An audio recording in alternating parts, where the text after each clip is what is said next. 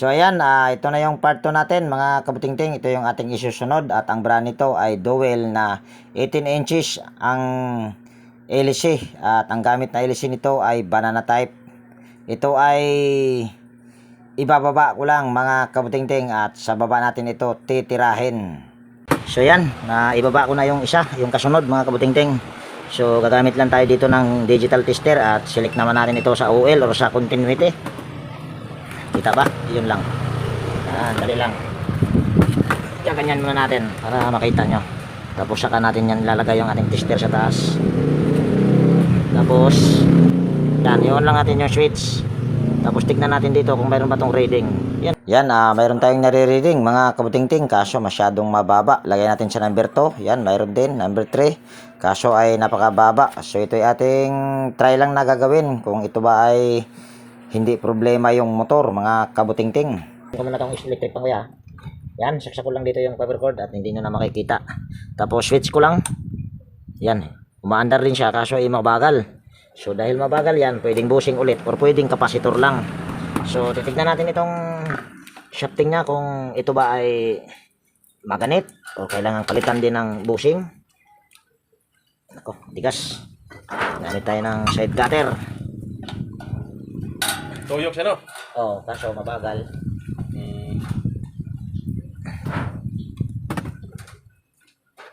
So yan. Tapos tanggalin lang natin itong pangharap na screen. Gamay na lang po yung soda na. Singer man na, yung soda na. Yan, kung nakikita nyo ay medyo parang di ba yata yung ano niya. Wala akong masabi Ulitin nga natin. Parang may tunog Wala naman siyang alog mga kabutingting. Kaso malaki yung kanyang malaki yung aking nahihila na space. Yan, tanggalin natin itong nakita ang tigas naman ito sir. Hindi naman tanggal yung kanyang kanyang pan cap. Yan, gagamitan natin ng orasyon. Yan, gagamit tayong pang orasyon mga kabutingting. Ito, yung vice grip. Gagamit tayo ng vice grip. Para hindi tayo mahirapan. Iyon lang. Lakihan pa natin ang buka. Ano bang nilagay nito sir? Ba't para yatang tighten. Tighten pala yung lalong pahigpit.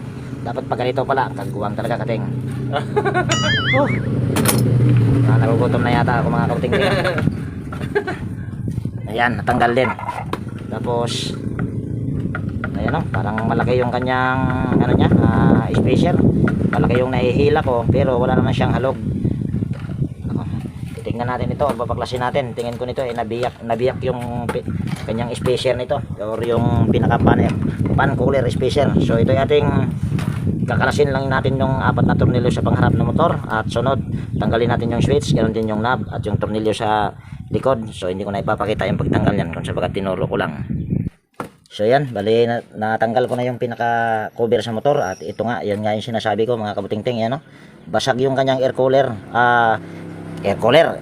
special fan cooler. So para matanggal natin yan at para mapalitan, tatanggalin lang natin yung 4 na tornilyo at ganoon din yung tornilyo sa swing arm at saka yung tornilyo dito sa capacitor. Posibleng yan lang ang problema.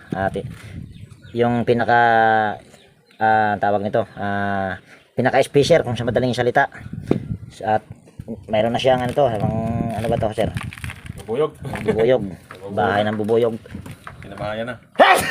Excuse me, baka yatang may nakalala na engkanto So yan, bali hindi ko na ipapakita yung pagtanggal nito mga kabutingting. Yan naman ay napakadali lang. At kung gusto nyo naman makita kung paano yan tinanggal ay marami naman akong upload yan. So yan. So yan mga kabutingting, kung nakikita nyo ay natanggal na lahat ng tornilyo. So susunod lang natin gagawin natin ito, ayan, hugutin lang natin. At ito yung pinaka spacer nya, ayan. Ayan cooler pan spacer, yan, basag.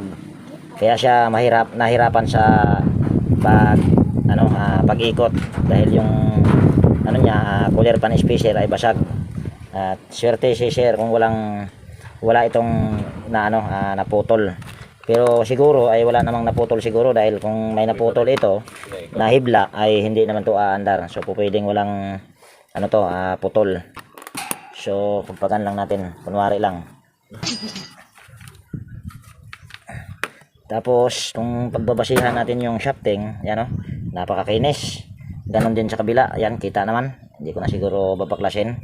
Kitang-kita naman na napaka-linis pa ng kanyang shafting. So, ibig sabihin, dahil sa pag ako kasi mga kabutingting ay sa shafting lang ako bumabase. Ibig sabihin, pag okay yung shafting at walang makinis pa or walang groove, ibig sabihin yan ay okay na okay ang bushing yan. Ayan. Tapos, hahanap lang ako ng cooler pan, spacer or spacer para dito dahil hindi naman to kayang remedyohan dahil basag na talaga. Yan, stipot lang muna kayo dyan at maghahanap muna ako. So yan, meron ako ditong spacer at magkaiba sila. Ito ay meron ditong ganito pero tinanggal ko na. Yan, kung nakikita nyo. Pero yan ay wala namang problema yan dahil kahit sa mga original na, sa mga original na electric pan mga kabutingting dati, wala itong mga ganito. Yan, wala itong ganito lang. Yan, diretso. So ayan ay pwede na yan. Tapos salpak natin itong pinaka spacer dito. Dali lang, bawasan natin ng kaunti para yatang tingin ko ay mahaba ito ng konti. Tingin lang ha, katirin lang natin dahil mayroon pa kasi itong spacer, baka mamaya masobrahan naman din. So wala tayong mahihila. Yan, napakakinis pa nito mga kabutingting. Ganon din sa kabila oh, napakakinis dahil ayan oh. So hindi ko na kailangang baklasin yan. Tapos yan, assemble natin ulit kung ito ba ay yun lang ang problema. Pero duda talaga ako na may problema yung motor kasi napakababa yung nare-reading natin. Dapat ay meron tayong nare-reading na 800 mahigit nito. Pero try lang natin ito mga kabutingting. Ayan, tapos ganoon din dito sa kabila. Tapos huwag muna tayo maglagay ng spacer na maninipis. Isalpak muna natin ito kung kailangan pa ba tayong maglagay ng spacer na maninipis. Tapos silahin lang natin. Okay na ito. O magdagdag kaya tayo para sigurado. Dagdagan lang natin. Parang malaki-laki ng konti pa yung aking nahihila. Hirap pa. Lagyan natin ng spacer. Ayan. Tapos ayusin lang natin ito bago isalpak. Ayan, tapos hilahin natin. Ayan, saktong-sakto na ito. Tapos tornilyo na natin yan mga kabutingting. Yan, balik lang natin itong 4 na tornilyo. Ayan. So yan, tapos yung paghigpit niyan hindi ko na ipapakita para nang sa ganun ay hindi ito hahaba yung video natin. So yan, bali naibalik ko na yung mga tornilyo at ganoon din yung tornilyo sa swing arm. So kung napapansin nyo ay hindi ko pa ikinabit yung kanyang capacitor dito, baka mamaya ito ay mabagal kaya hindi ko na ikinabit. Tapos pukpukin lang muna natin ng konti para ito ay ma-align, para swabing-swabe ang pag-ikot. Ayan o, di ba? Napaka swabing-swabe. Tapos saksak ko lang dito yung power cord para matesting. Ayun, tiyak ko parang kahit hindi ko pa nahawakan ay mabagal na talaga. Ayan o, mabagal siya mga kabutingting. Para hindi tayo baka isipin nyo ay tayo ay nag-iimbento. So ang gagawin natin dyan, tester natin.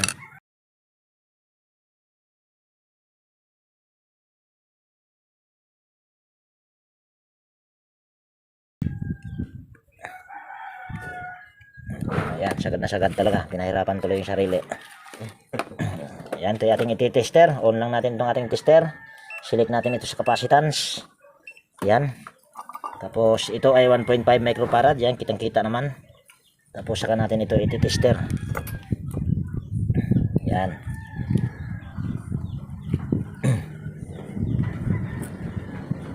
O yan, tingnan natin kung ilang microfarad na lang. Ito ay 1.4. Nako, shortage yata ang motor na nito kuya. Shortage na yata ang motor. Yan o, 1.4 pa naman. Good pa ito, hindi pa ito mababa. May problema na ang motor nito mga kabutingting. Ganun? Mabagal. Pero try natin, lagyan na ng LC. Baka sabihin nyo ako ay nag-iimbento lang. Yan, ito ay aking isa sa uli lang sa paghinang dyan at hindi ko na ipapakita. So yan, bali nasimbol ko na mga kabutingting, pero ito ay sira. Gusto ko lang ipakita sa inyo na ito ay sira.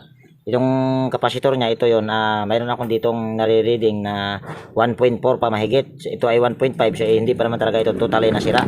Pwede pa yan. At yan, papakita ko lang sa inyo. Ito ang problema nito ay motor. Dahil tinister ko na rin itong dalawang linya sa itong dalawa na ito. Dapat ay magre-reading tayo, makakakuha tayo ng reading dito ng nasa mga 800 or to 900 mahigit.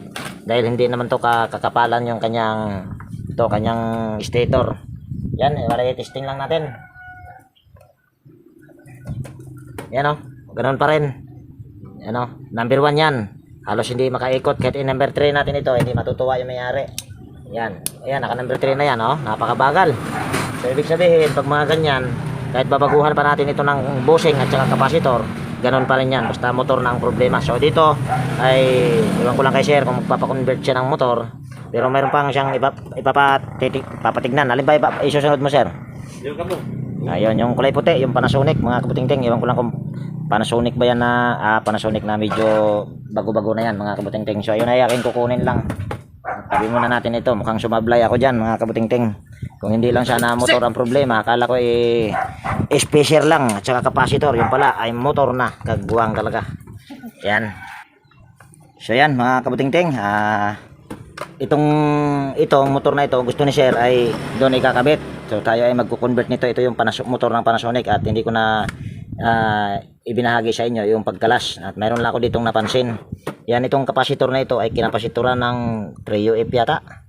Yan parang 3 ba or 2. Tapos yung gear nito ay hindi ito pwede para dito pag mga ganitong klaseng gearbox, kasi ang pinaka gear nito ay magaspang yung pinaka gear niya, or kung sa baga malalaki ang ngipin. Tapos yung thread nitong ginagamit na shafting ay fine thread lang, so hindi talaga sila magkabagay or hindi yan siya mag-swing. Dahil ang sabi ko nga, yung gear nito ay malaki ang ngipin, tapos yung thread dito ay maliliit, kung sa baga hindi magaspang ba, so hindi sila magka-match. So gusto ni sir ay yan, doon to isasalpak itong motor na ito, kasi medyo may basag na rin kasi ito, mga kabutingting. Ayan baka matuluyan ba. So ito ay aking anuhin mo na, mga kabutingting, baklasin yung motor at continue ko mamaya sa paglipat doon. Yan. So ayan, mga kabutingting, ito na yung motor na ilalagay natin dito.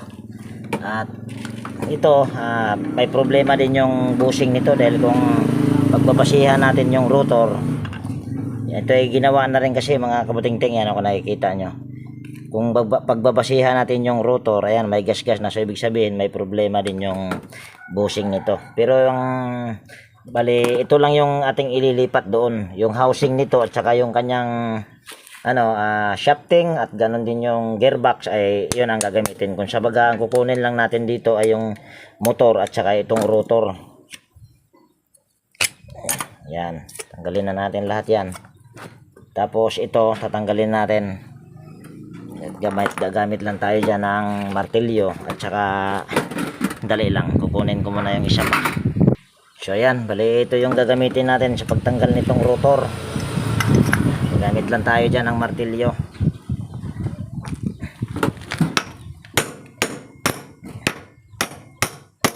Ayan. So ito lang yung ating kailangan para mailipat doon. Tapos ito ay babaklasin ko muna, mga kabutingting, at hindi ko na ipapakita yung pagbaklas nitong motor. Basta mamaya pag mag-wirings tayo, i-continue ko ito. So yan, nabaklas ko na, mga kabutingting. So itong motor na ito, akalain nating hindi sira dahil wala siyang sunog, pero shortage pala. At isa rin sa mga palatandaan, mga kabutingting, na ito ay sira, ito pwede natin itong ipapakita. Yan, ito ay mababa na ang reading nito, mga kabutingting. Dapat ay sabi ko kanina, makaka-reading tayo dyan dapat ng mga 800 to 900 ohms. Pero mayroon na lang ako ditong nare-reading na 500 mahigit. Yan, papakita ko lang sa inyo. Kita naman yata sa tester. Ayan dapat dito ay mayroon tayong marireading dyan na 800 to 900. Pagka manipis pa nito, dapat ay makaka-reading tayo dyan ng 1,000 mahigit. Pero ayan ay mababa na. So shortage na nga ito. So ito yung gagawin natin. So, dahil itong Okay, ito, electric pan yung paggawa nga to. ito ay Panasonic mga kabutingting at ito yung rotor niya. So, gagawin lang natin yung rotor na ginagamit dito ay tatanggalin natin at ito yung shafting na gagamitin natin para hindi na malaki ang trabaho dahil yung housing pati nito yung doon sa nasira na motor ay okay naman ang bushing nito. So, tatanggalin lang natin itong pinaka rotor niya at ito yung ating ipapalit. Yan, kukunin ko lang. May wagang. Yan. Tapos, bukin lang natin ang martilyo yan. Tapos, yan. Papalit lang natin.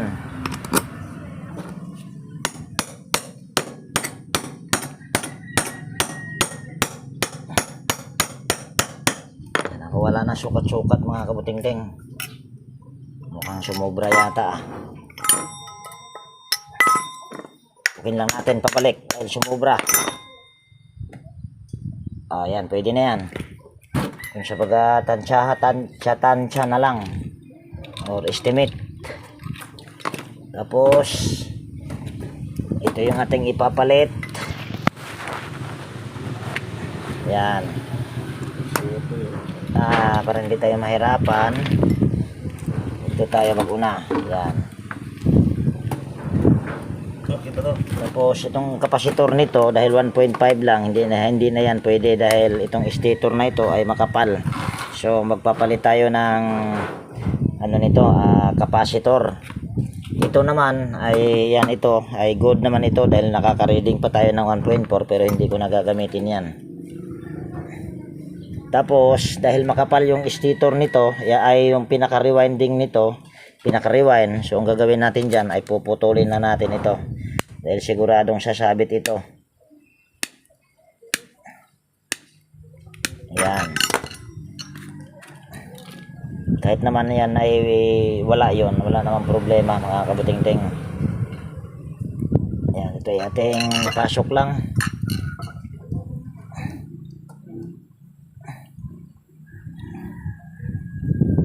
Tigas ah. Dami tayo ng para mabilis. Sana ba yung ito. Tukin lang natin. Ayan, para mabilis. Tapos salpak ko lang ito, spacer nya. Bawasan natin. Itong manipis ang gagamitin natin na spacer. Kung hindi ayan, ito yung gagamitin natin.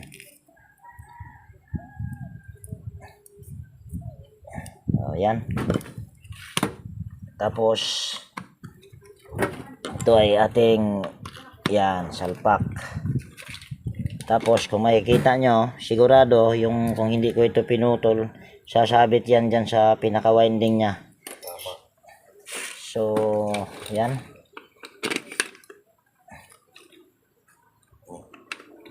Tingnan natin kung sakto lang ba yung play nya. Ayan, okay lang ito.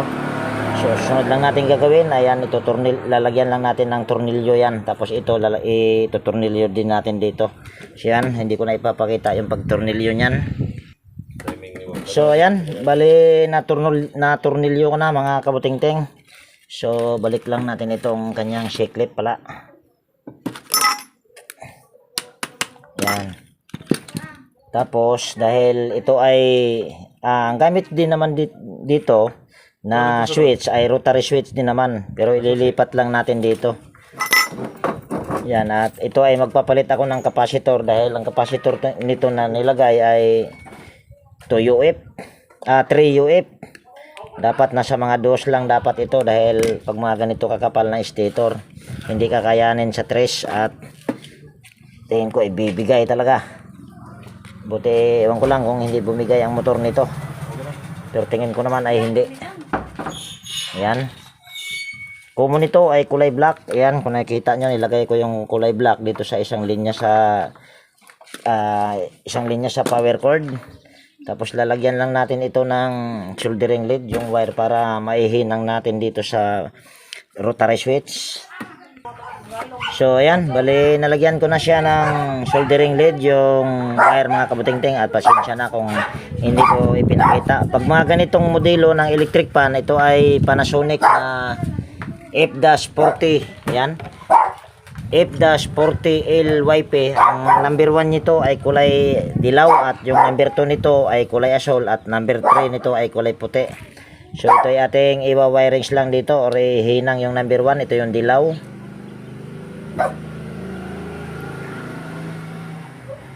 Yan. Tapos ito yung number 2, kulay asol. Kung hindi ka matandain, ay titingin ka na lang doon sa switch mga kabutingting, para yan ay mapagsunod-sunod mo. Pero dito sa tatlong wire na ito, dito sa speed, ay kahit magkabaliktad-baliktad yan, hindi naman sasabog yan. Yun nga lang ay hindi magkasunod-sunod yung bilis niya. Sunod ay ito, papalitan natin ito ng kapasitor, at bagong kapasitor ang lalagay ko dito. Pinutol ko na dahil puro kasi ito dugtong. Ayan oh. Ayan oh, puro dugtong. Ito yung ikinabit sa gumawa. Kaya pinutol ko na, at hindi ko na pinakita.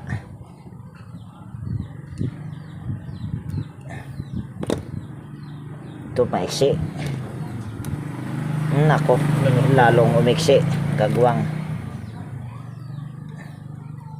Ayan. Tapos ito yung aking ipapalit. Ito ay 2UF.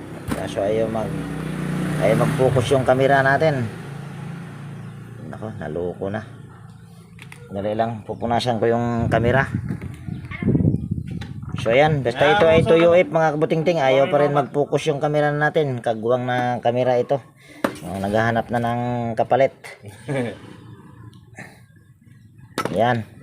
Tapos ito, ikabit lang natin dito. At yung pagkabit nitong dalawang wire na ito para sa kapasitor ay yan, hindi ko na siguro ipapakita. Ayan naman, kahit magkabaliktaran yan, walang problema yan, basta sa kapasitor lang. So yan, kung nakikita nyo ay napagkabit ko na, at pasensya na kung hindi ko na ipinakita. At ito lang yung aking gagamitin, yung tube. Katulad nito, oh, may wire to sa loob, ito yung laman niya. So ganyan lang din yung aking ginagamit para hindi magastos.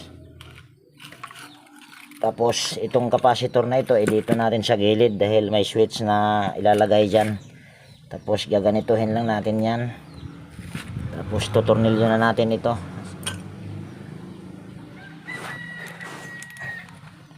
Yan.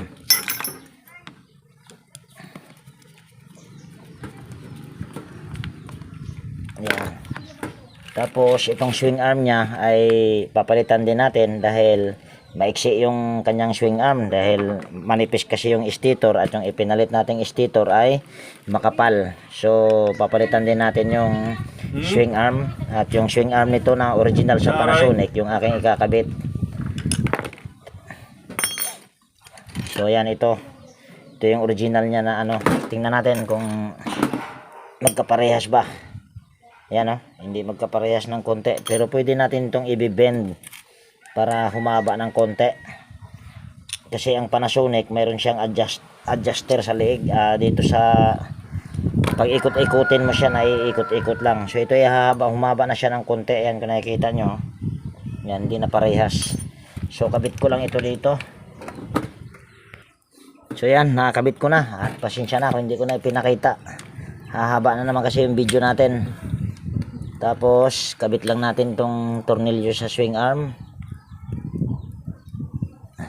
Hindi yan. Ayan, parang magkandawalaan yung mga tornilyo. Yan, ito.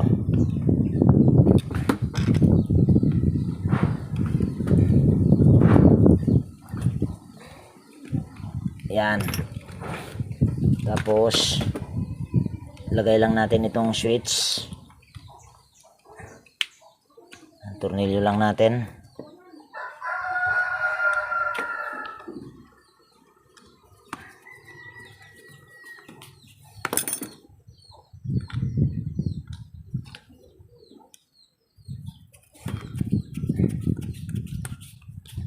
Ayan. Tingnan natin. Tapos saksak ko dito yung power cord mga kabutingting. Pinatay ko naman yan, so hindi yan naandar. Tapos switch ko lang. Ayan, ikot na. At ito, talaga nang mabilis na talaga ito, mga kabutingting, kaguwang. Ayan. Tapos, yan, i-assemble ko lang ito ulit. At hindi ko na ipapakita at hindi ko nga ito ipinakita. Tinanggal ko ito dahil pag nung nagtornilyo ako dito baka mabasag. Dahil yung tornilyo niya kasi ay hindi ito para dito. Magkaiba ang thread yan. Dahil magkaiba ang housing. So yan, bali stipot lang at mamaya i-continue natin itong video pagka ito ay ating iti-testing na. So yan, bali na-assemble ko na ulit mga kabutingting. At pasensya na ako, hindi ko na ipinakita kung sa baga pangalawa ko pa lang ito sa na-repair. Kasi yung pangalawa natin na ito, yung motor na yan ay sablay. So yan, testing natin. Saksak ko dito yung power cord. At umandar na dahil naka number 1 pala. So patayin muna natin para makita nyo na umandar siya kaagad.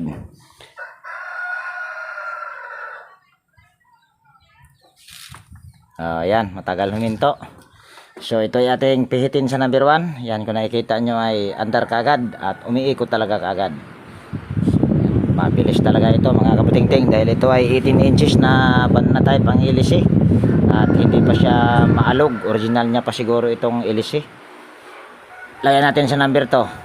Ay, sus. Ayan. Sir, okay na sir? Baka okay. Ha? Grabe ka okay.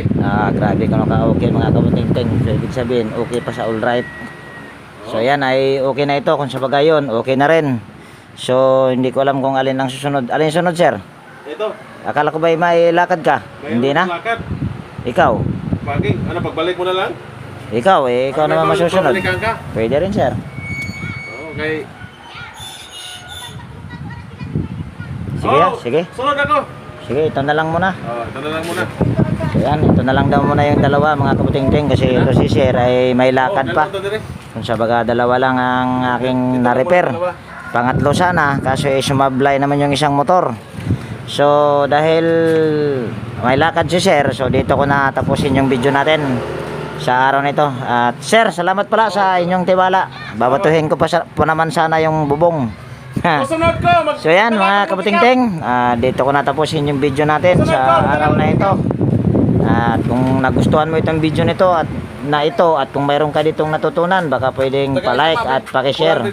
At higit sa lahat, kung bago ka na napadpa dito sa aking munting channel, baka pwedeng hilingin ko na rin yung inyong pag-subscribe at pakipindot na rin yung notification bell at ilagay sa all para ma-notify ka pag mayroon akong mga bagong i-upload na video. So yan, laging nag-iiwan sa inyo, nang ingat tayo palagi at God bless po sa ating lahat mga kabutingting. Yan, bye bye na po. Okay na sir? Sige, bye bye.